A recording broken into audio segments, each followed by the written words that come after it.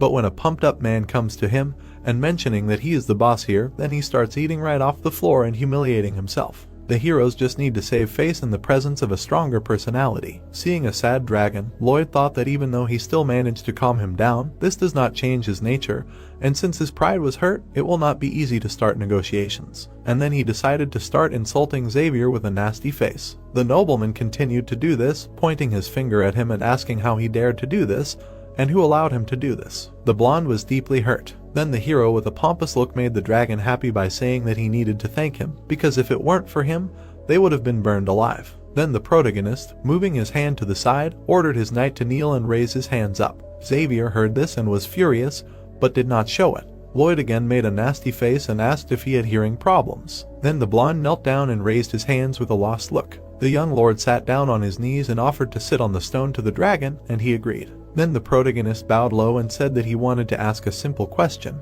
and when he asked what it was, the heir looked at him with a smile and narrowed his eyes. But then he made an incredibly cunning look and asked if he wanted to get married. Solia looked at him with great embarrassment and asked how he knew. Then Lloyd, still in the same position, said that he knew that his hands were not very skillful and he could not cut the stone properly. The dragon, with great surprise and anxiety, asked how he knew about this and how they managed to find his lair. The aristocrat, bowing and smiling, said that he would get married in 10 years. The red-haired man, with an inspired look, asked if this was true. But then he made a furious look and asked to answer his question, to which the hero asked if he was glad to finally enter into a love relationship with a female. But then he became very embarrassed when the heir said that they could cut through the expanses with their claws clasped. He, smiling slyly, said that they could exchange sweet love letters using telepathy. And finally the dragon, melted by romance, imagined flying with his beloved after the protagonist's words that they would be able to make beautiful hearts from their tails in the night sky under the moonlight.